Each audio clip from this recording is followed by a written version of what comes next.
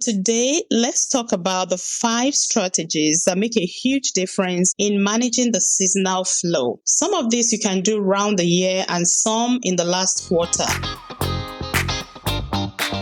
Hey friends, welcome to the Business of Homestaging podcast. This is your backstage pass to business intelligence for creatives. Are you driven by your passion for design and decorating so much that you're happy to do it for free? That was me until I made 6 figures in my first year as a home stager.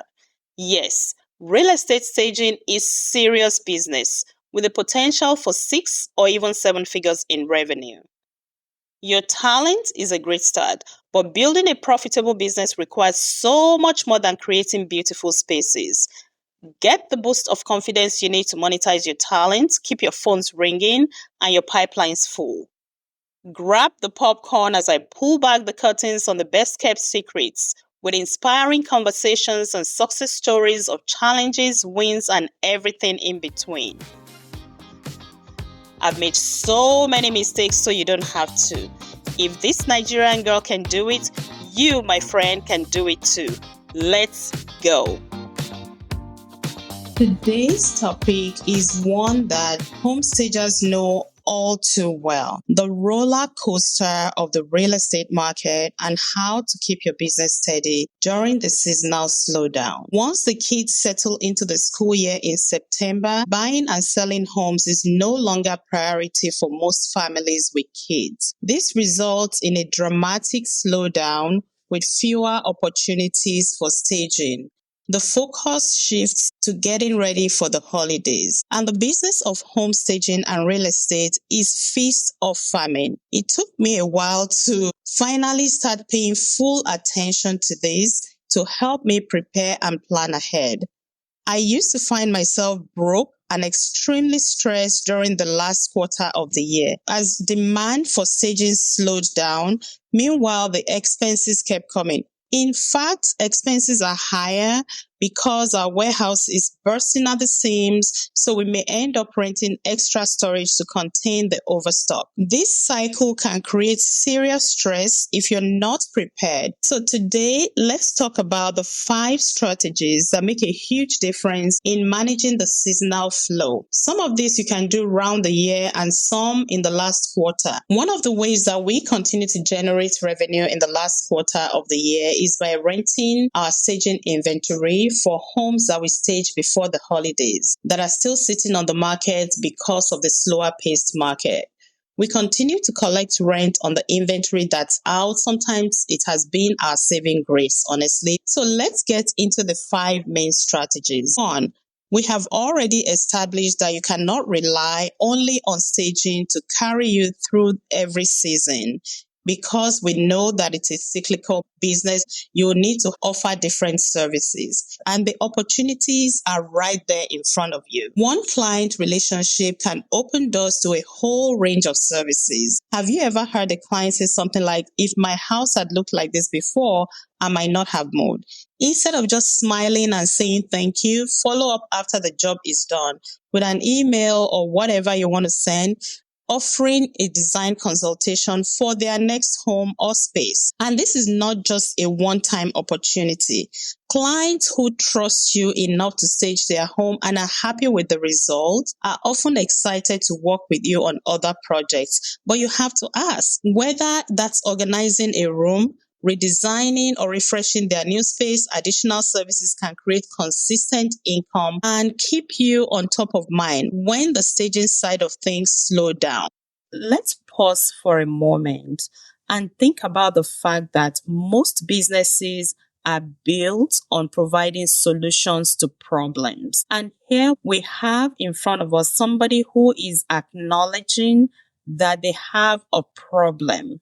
The problem of not knowing how to set up their home in a way that is functional and aesthetically pleasing. But you have the knowledge and the expertise to solve that problem for them. So why are we not offering the solution immediately? And imagine that these are clients who already know like, and trust you, because it takes time to build that know, like, trust factor. According to Salesforce, the authority on sales and all things customer relations management, it takes 6 to 8 touches to convert a lead into a paying client.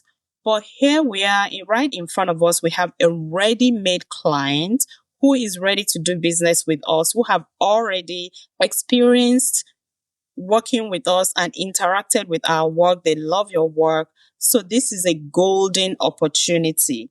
And it may not necessarily turn into immediate business, but making your offer and letting them know that you have a solution to that problem. It may not be readily apparent to them. After all, you're staging their house to sell. What's to say that you can create a house that they can live in unless you let them know? And once they know, even if they're not ready to do it now, you have put yourself top of their mind when they are ready to do a home makeover, restyling of their home, redesign, whatever it is. And guess what? They're also going to pass that information on to their friends and family. I could not tell you how many people I have worked with. There are referrals from people that I've never even worked with before, just because I've interacted with them and I don't shut up about what I can offer and what I can do. In future episodes, I will be talking all about all the opportunities that we're missing on how we can continue to generate business. Because I hear all the time in the streets, like, I have no business. I don't know how to do my marketing.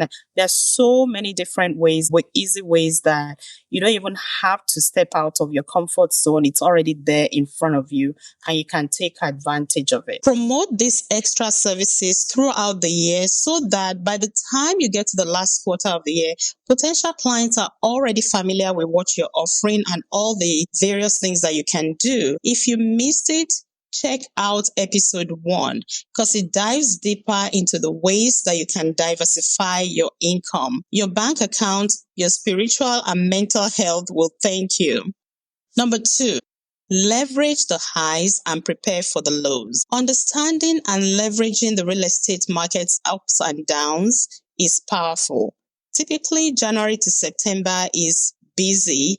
With fluctuations in between, but it's a lot more steady than the last quarter of the year. Demands fluctuate, but overall business can be steady. And this is a great time to plan ahead financially so that when things slow down, you're not scrambling. A lot of homestagers that I see, they focus on repairing furniture, organizing their warehouse, which are all wonderful things that will help you have a fresh start in the new year or when things start to get busy again.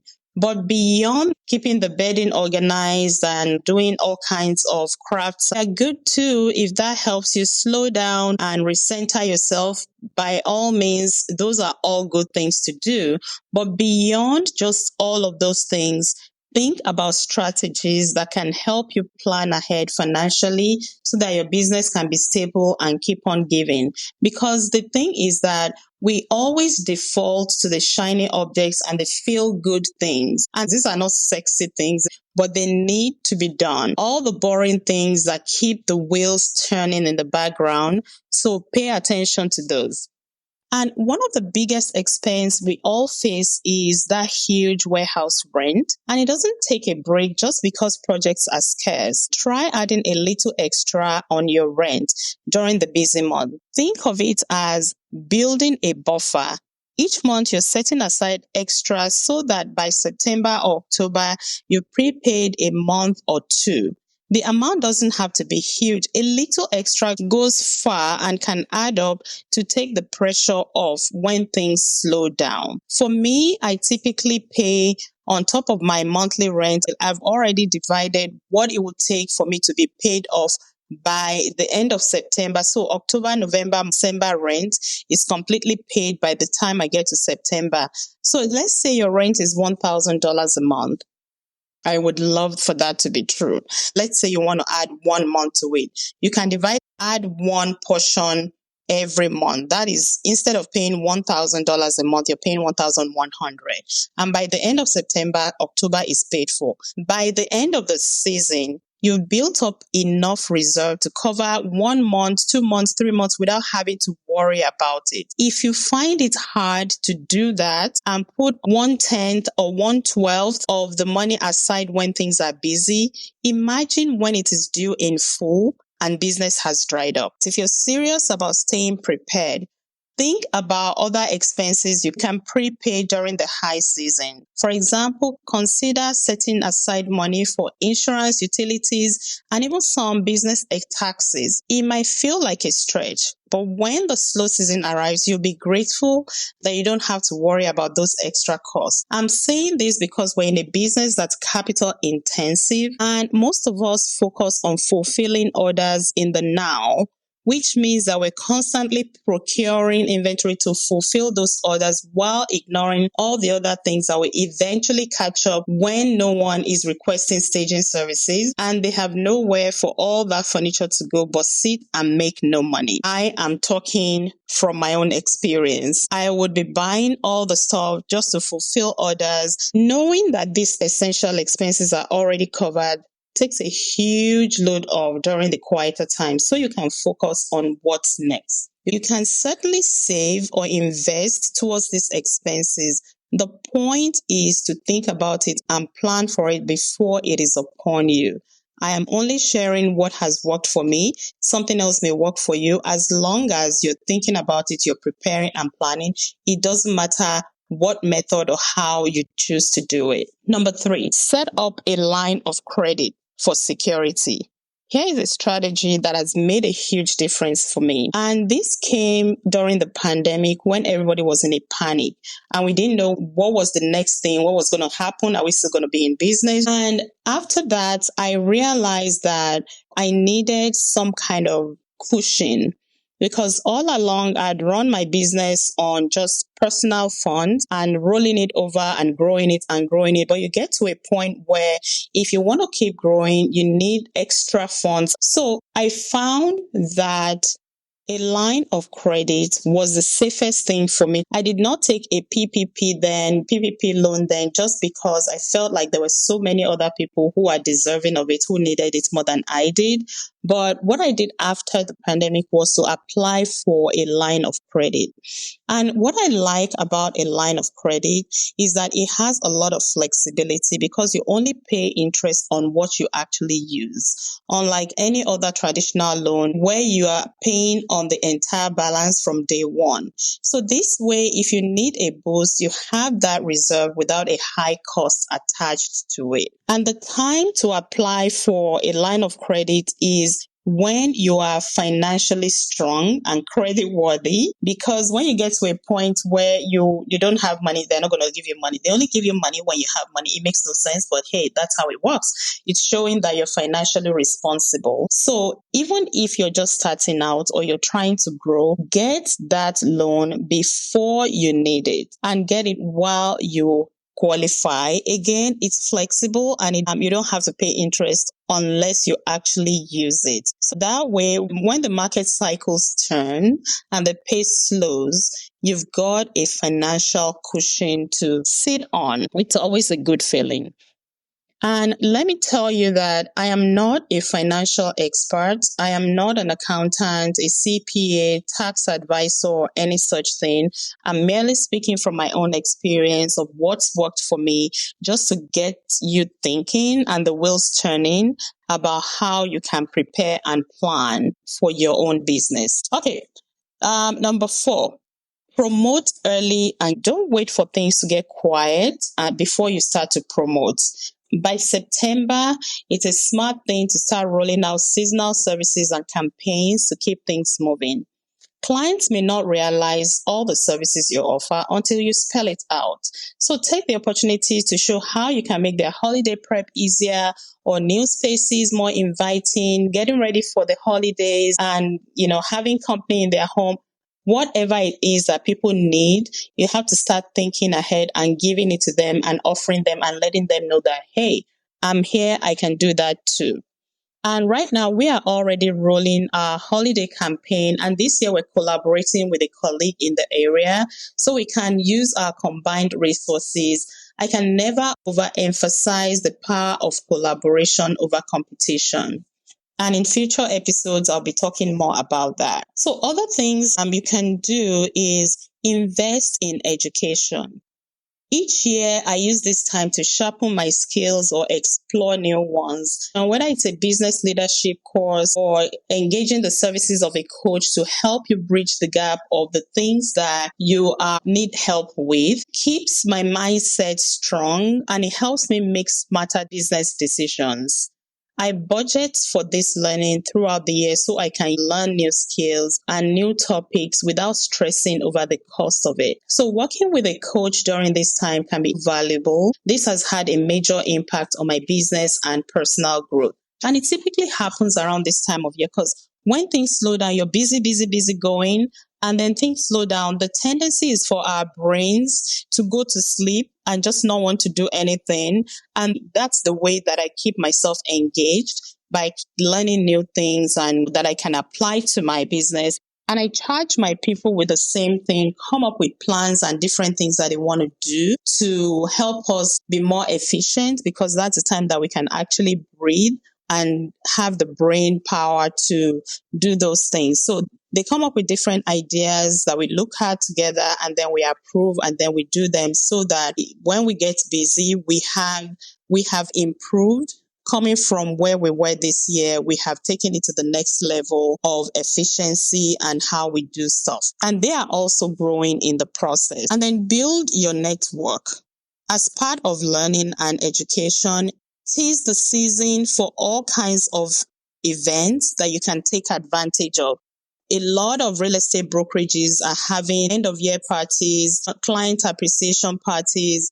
Connect with past clients, find new way to strengthen those relationships. That way, when the market hits up again, you'll be the first stager they think of. Get out from behind your computer, attend a few or numerous events that are everywhere this time of year. Don't wait for someone to invite you. Create your own event, client appreciation party, team bonding events. Collaborate with one of your agents to host client appreciation parties. There's so much that you can do.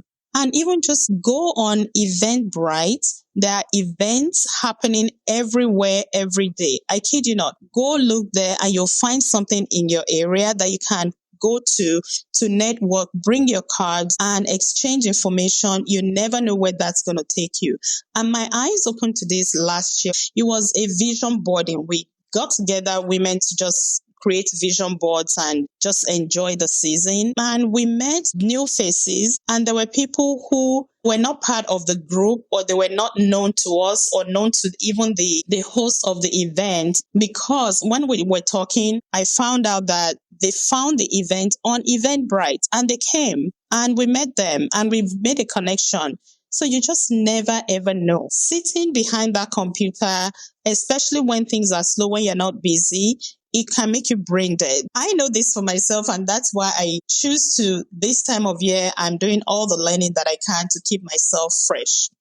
All right, so that's my personal tip for staying financially strong and mentally ready. Beyond managing the cash flow, the slow season is a great time to catch up on learning, research, networking, and all the things that we're too busy to do while we're busy doing all the other things. So staying ready for the roller coaster. The real estate market will always have ups and downs. It's a cyclical market. It's seasonal. It's not changing. That's the way it is. And it affects our staging business. But with a few strategies in place, you can ride out the roller coaster with less stress by diversifying your services, prepaying expenses or saving and investing for them.